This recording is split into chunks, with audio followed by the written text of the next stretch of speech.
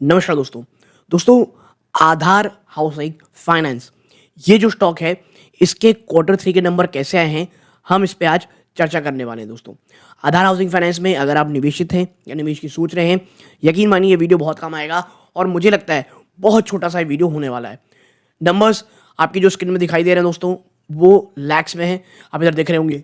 ठीक है, अब एक एक करके चर्चा करते हैं। सबसे पहले इंटरेस्ट इनकम लैक में है 713.91, आप ऑलमोस्ट 714 करोड़ कह सकते हैं। एक साल पहले 579.26 करोड़ था, पिछले क्वार्टर में 672 करोड़ रुपीस थी।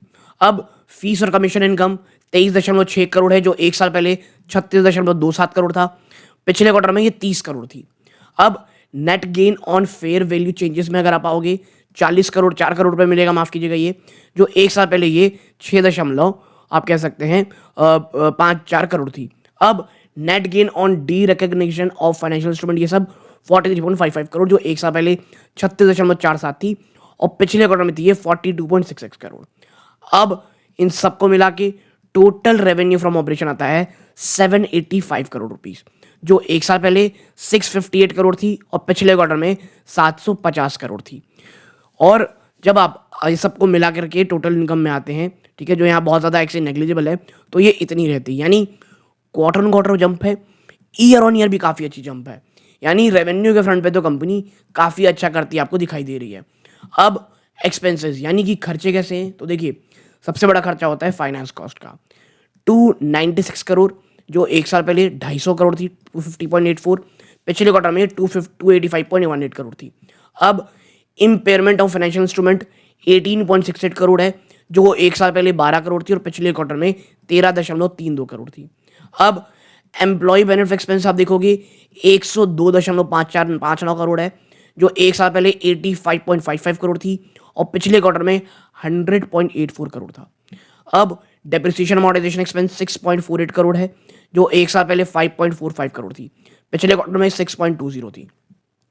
अब अदर एक्सपेंसेस को अगर आप जोड़ लोगे 53 करोड़ है, जो एक साल पहले 42.22 करोड़ थी, पिछले क्वार्टर में 52.77 करोड़ थी।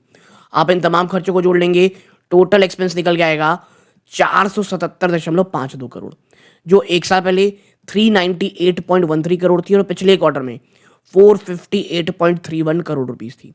अब प्रॉफिट बिफोर टैक्स में अगर आप जाओगे 307.59 करोड़ है, जो एक साल पहले 260 करोड़ थी और पिछले क्वार्टर में 292.52 करोड़ रुपीस थी। ठीक है, और इस पे जब आप टैक्स एक्सपेंस जोड़ लेते हैं प्लस माइनस जो भी हो रहा है, आपका प्रॉफिट आफ्टर टैक्स यानी पैट निकल के आता है 239.23 करोड़, जो एक साल पहले 203 करोड़ था और पिछले क्वार्टर में 227 करोड़ थी। यानी आपको साफ देखने को मिल रहा है ऐसे प्रेशराइज माहौल में भी कंपनी यहाँ पर आप कह सकते हैं एक अच्छा रिजल्ट लाती दिखाई दे रही है पैट में। और बात करें ईपीएस की, तो जहां एक साल पहले 5 रुपए के भी नीचे थी आपकी डाइल्यूटेड ईपीएस, वो अब बढ़ करके 5 रुपए 42 पैसे हो गई है और क्वार्टर ऑन क्वार्टर देखेंगे तो 5 रुपए 16 पैसे से ही बढ़ गई है। तो ओवरऑल अगर आप देख रहे होंगे तो यहाँ पर नंबर जो आए हैं ये मैं कहूँगा एक ठीक से नंबर है, कोई बहुत ज़्यादा खराब नहीं, बल्कि इतने अच्छे नंबर मैं इसलिए भी कहूँगा क्योंकि आपको जंप देखने को यहाँ कंपनी के द्वारा मिल रहा है दोस्तों। ओके, ये कंसोलिडेट नंबर्स हैं। कंसोलिडेट नंबर को अगर आप देखना चाहें तो भाई यहाँ साफ साफ है, टोटल इनकम इसको मिला करके 797 करोड़ रुपीस है, जो एक साल पहले 673 थी, पिछले क्वार्टर में 764 करोड़ थी।